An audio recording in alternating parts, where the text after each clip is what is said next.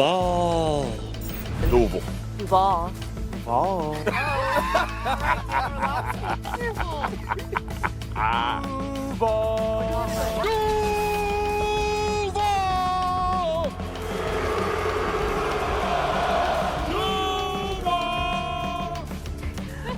You know what? All those Duvals were good.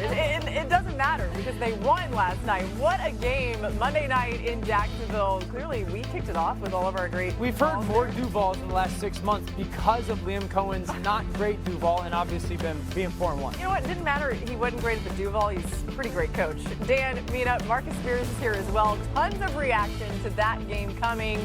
We're going to get to it. There's the wave. That means we can officially start. We have breaking news. The Bengals are trading for Joe Flacco. Cincinnati gives up a 5th-round pick and gets a 6th-rounder and the quarterback for the Browns. Flacco is Cincinnati's quarterback until Joe Burrow can return from his turf toe injury. I'll be completely honest here. When this happened, we had some interesting reactions texting each other. Dan, what do you think of this move? To start with you. Why?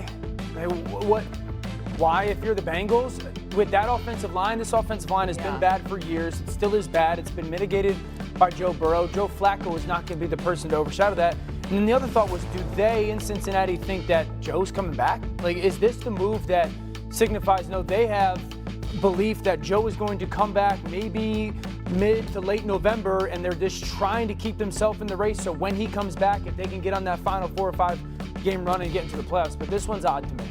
Even if that is the goal, this isn't the right quarterback to get there. I understand that there's a dearth of options, but to your point, Joe Flacco was terrible under pressure. In fact, dead last in the NFL in QBR under pressure. QBR of 3.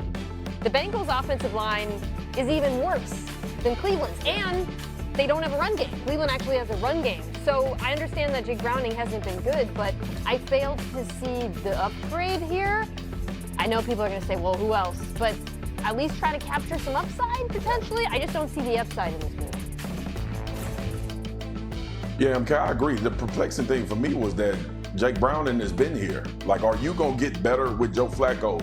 And then you said it, and we've been talking about it, how bad this Cincinnati Bengals offensive line has been. But I contend always, any offensive line lining up in shotgun 60 times a game is probably going to look bad in 2025's NFL, especially with Joe Flacco with an immobile quarterback. Like, this the guy you go to based on all of the problems that you've seen. I don't know if it's an understanding. I don't know if you think he can get the ball out quicker. I don't know what this move was about. But the first thing I thought about was, okay, let's bring in a statue to stand behind the offensive line that gets the quarterbacks hit and then get better. Yeah. I don't know why. I don't know why it's not a younger, more athletic option. Now, maybe they did. In their defense, maybe they made some calls for a younger player that's maybe a little bit more athletic to try to mitigate it. But this move doesn't feel like it's a upgrade remotely from Jake Browning. I know Jake Browning's turned the football over, but at least he's way more mobile. Yeah, I would have. I mean, look, man, mobility, it's better, but I would have. This should have been Jameis Winston. Yeah. Or even Russell Wilson. I just don't get the Flacco part of it. Like, I don't get it. Well, okay, from the Brown side of things. We down on this one, y'all. After trading Joe Flacco, we're perplexed. To the Bengals, Dylan Gabriel, Shedeur Sanders are the 2 remaining quarterbacks on the Browns roster. Dylan Gabriel showed some promise even in a loss. Bailey Zappi is on Cleveland's practice squad. That's that. Let's move on. Let's go back to last night because this is a whole lot more fun than that conversation. All right, Patrick Mahomes, the Kansas City Chiefs, taking on Trevor Lawrence and the Jacksonville Jaguars. Third quarter, Jags trail 14-7. Lawrence launches a pass to Travis Hunter. What a catch. Ridiculous job by Travis Hunter of just tracking the football. That's like that athleticism, that ball skill, the instincts that we often talk about with athletes. That's a very special, very difficult catch. And how about Lawrence here? It felt like Spags didn't have a great plan for the running ability of Trevor Lawrence in this game. Yeah, really good job. A couple times he saw seams and did not hesitate, put his back foot in the ground and took off. And the game is tied late third quarter. Mahomes throws an interception. Devin Lloyd runs it back for the pick 6. He had 2 interceptions the week before, Mina. Yeah, didn't anticipate him dropping out of that pressure look. His coverage instincts this year have been excellent. arguably the most improved player in the NFL. Wow. He got a little tired there at the end. I don't blame him. It's 100 yards a long Kept time. going. All right, fourth quarter, same score. Jags have the ball again. Lawrence, this time he throws an interception to McDuffie. Yeah, this is a huge point of the game. You know, start of the fourth quarter and you're up by a touchdown. This should have been pass interference. Fortunately for the Jags, it doesn't hurt them because the Chiefs immediately turn it into a tie football game. So it's tied, 21-21, under 2 minutes to play. Chiefs on the 2-yard line. Mahomes sends it deep down the sideline to Hollywood Brown, and that's a gain of 20 yards. Spectacular catch. Yeah, we saw a couple plus plays by Patrick Mahomes last night, and Hollywood Brown had a couple moments on the sidelines that were good, and then Kareem Hunt punches it in, they take the lead. Yeah, so now Trevor Lawrence, he's got to make something happen right here. A minute left to play. Lawrence to Brian Thomas Jr., who hadn't been super involved in this offense, and that play mattered big time. One of the best throws of Trevor Lawrence's career. Agree. Right there. So impressive and such a big moment. And then Trevor Lawrence right there. Ooh, it seems like an interception to Brian Cook. The entire stadium lost its breath, but ends up being called for pass interference. And then this is the craziest play you're going to see in quite some time. Lawrence gets stepped on. He falls down. He gets back up again. It didn't matter. He said that was just how they drew it up, kind of, but not really. Look, I've had that being stepped on many a times before. Honestly, that's a great play by Trevor Lawrence. Wait, what are you thinking watching this? Do you think this had any chance? God, no, I thought it was like, oh my gosh, it's going to be awful ending. Oh, I'm calling it Trevor Duval. with me after the game. Duval. Just panic, sheer panic on the ground, we didn't have any timeouts, got stepped on coming out, and I was like, I got to get up, and I was just going to throw it out of bounds to stop the clock, and then there was really no one around me, so went and made a play.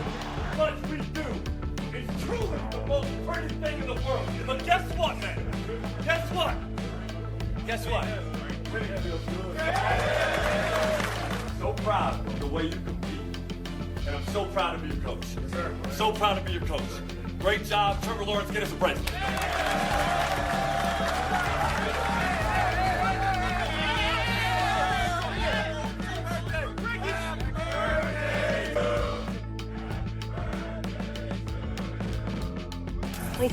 Yeah, he turned 26. Trevor said he had a lot of cake waiting for him at home.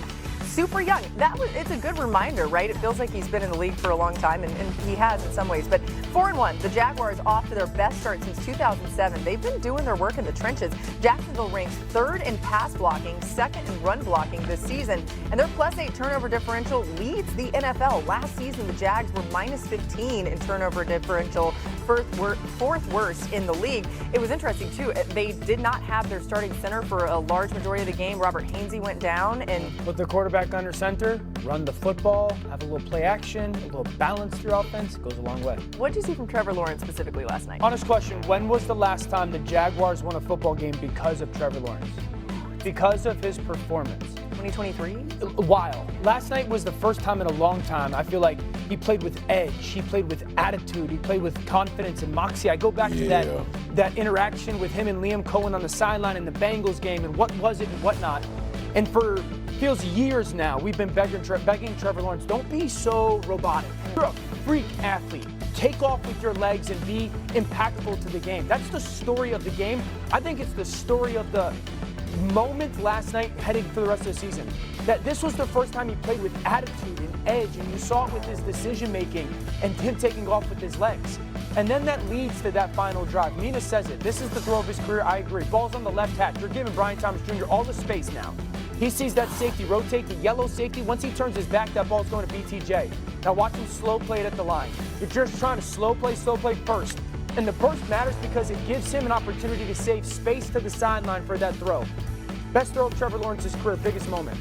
Now this one's interesting because it's a big completion to get him closer. Travis Hunter goes in motion. No one runs with him. So naturally as a quarterback, you think you're in zone, or they're in zone as a defense. Catches the snap and he sees the safety.